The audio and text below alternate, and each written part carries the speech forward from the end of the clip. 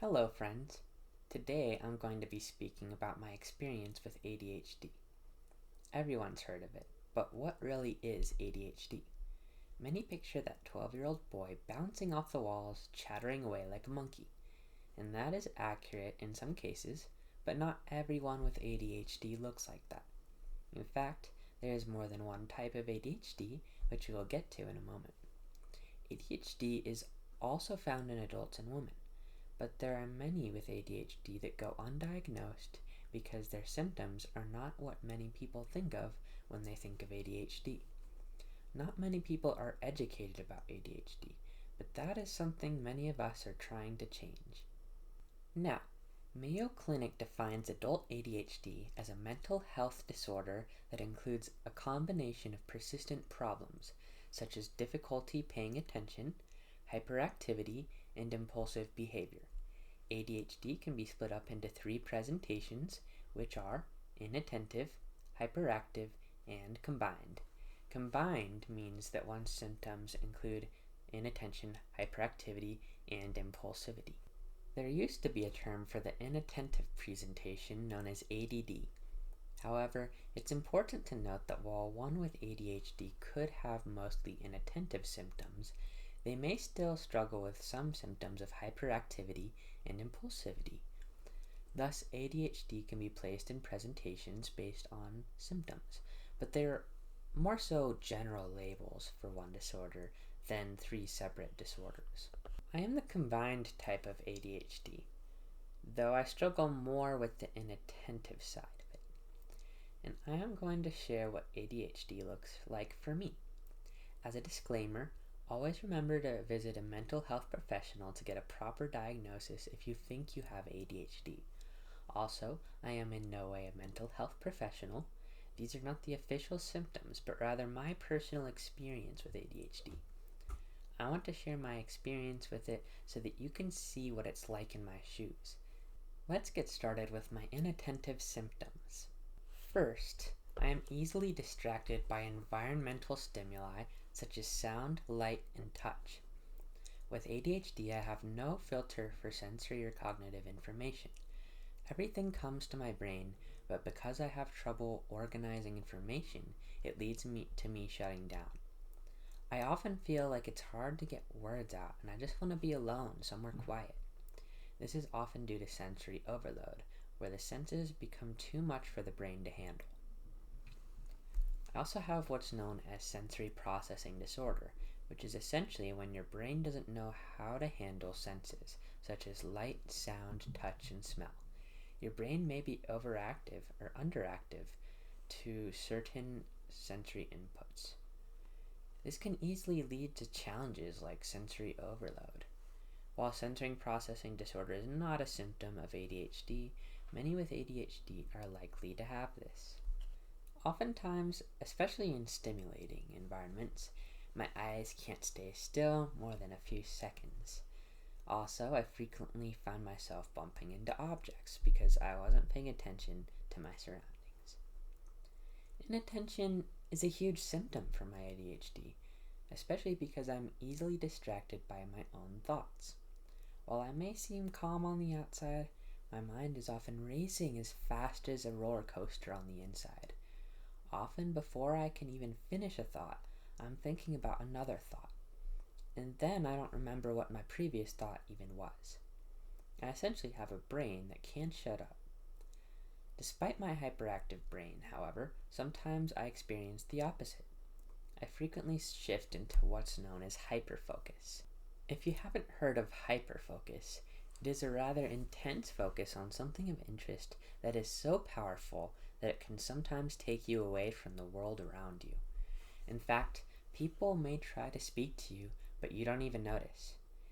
It's not really intentional, and people with ADHD don't think you're unimportant, but rather we just don't notice you because our brains are in deep focus. Hyperfocus can be used to your advantage if you are focused on something productive. For example, as a college student doing hands-on classes for my hospitality program, I can focus on my classes all day and still want to learn more. However, The danger is that it can also be a huge time waster and it can bring you away from important relationships and tasks. This also leads to a lack of awareness of time. When I am hyper focused, an hour can feel like 5 minutes. Instead of doing my homework, I might spend a day binge watching Stranger Things and look up to see that it's 2 in the morning and wonder, where did the time go? And once you get into hyperfocus, it's hard to stop. Another symptom of inattention that I experience is daydreaming. While I may be eating lunch with my friends, my mind is often distracted from the conversation at hand. I am often thinking of something I need to do, or I could spend 10 minutes imagining something completely irrelevant, like how the world would be if there were really more dinosaurs, and still seem like I'm paying attention by subconsciously nodding and saying yeah. The other side of ADHD I experience is with hyperactivity and impulsivity. When I was younger, I was way more hyperactive. I would pace around my backyard all day, be just hanging out there for hours each day, usually daydreaming. I also used to say whatever came to my mind without thinking of the potential consequences. Opening my mouth led me to say things that got me suspended, even in elementary school. This only happened because I failed to think about my words and their implications before speaking. To this day, I am still impulsive. However, instead of pacing around, I often fill my schedule up with lots of activities, such as hikes, amusement parks, and shopping malls. Regarding shopping, I often make impulsive decisions, such as purchasing items on Amazon and realizing later that I never used them at all. Also, I occasionally interrupt people if I want to say something. However, I'm more likely to hold what I want to say until later, but I end up not paying attention to what the other person is saying. Now, the hallmark symptom of hyperactivity for me is fidgeting. Fidgeting, believe it or not, helps you to focus. However, it is often distracting and annoying to others if you don't know how to fidget quietly. Now, one common trait for nearly all of us that have ADHD is we are easily bored because our brains lack dopamine. For me, I am always on the go. I'm always working and keeping a full schedule. The alternative is too boring, which that could lead to me craving dopamine in unhealthy ways, such as binge shopping and consuming lots of sugar and junk food. Aside from inattention, hyperactivity, and impulsivity, those with ADHD have issues with executive function. For me, the biggest issue is with organizing and prioritizing, like anything. I often prioritize the wrong tasks because I don't know which ones are most important and which ones can wait. I also am not the best with organizing areas around me, such as my room. Without having a place for everything and taking time each day to organize, my room quickly becomes a mess. My thoughts are also disorganized and scrambled, so I often say things that don't make sense. There are many times where I might say something like, yeah, the truck is doing the thing with the door, when I mean to say, the door for the truck won't open because it's locked. Many times my family laughs it off, but others may hear me say such things and think I'm either crazy or on drugs. In fact, there's been a couple times when people have thought I was high, but I was really just too tired and couldn't put my thoughts into words.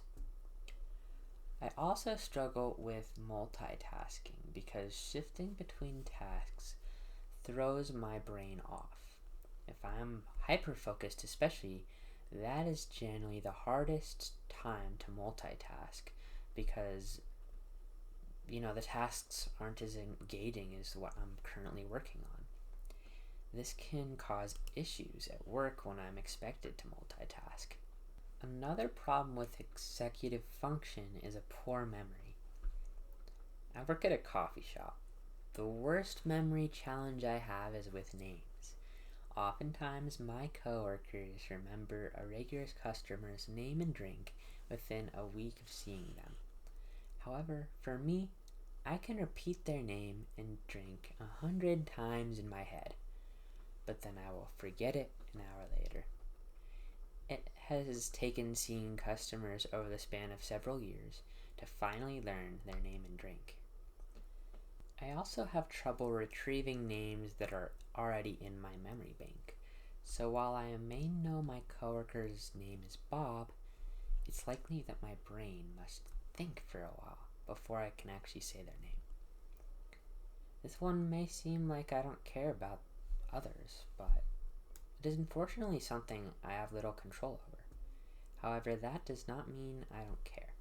My brain just lacks the memory skills of neurotypicals. My last issue with ADHD revolves around emotional regulation. To me, every day is an emotional roller coaster. I can be happy one minute and then irritable the next. And then 5 minutes later, I'm crying. For ADHD, issues with emotional regulation aren't talked about enough. However, this is important to address because my emotions can get to a point of a meltdown or breakdown. During a meltdown, I may feel like I'm about to explode, and I might want to throw something. Thankfully, that is just an internal feeling and has never actually led to violence.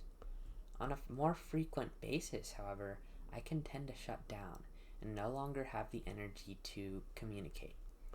I mentioned shutting down earlier, but emotional regulation is one of the triggers. During shutdowns, talking to someone can feel like climbing a mountain, and often I don't have the energy to do that. This may not happen for everyone with ADHD, but it is certainly something I struggle with. While meltdowns and shutdowns are typically found in autism, they can also occur for many with ADHD, especially if you also have sensory processing disorder or auditory processing disorder, which is when it is difficult to understand and interpret what others are saying to you. Well guys, this concludes my video on ADHD. Stay tuned for a video on coping strategies and tips for dealing with ADHD. If any of these symptoms resonate with you, feel free to leave a comment down below. Peace.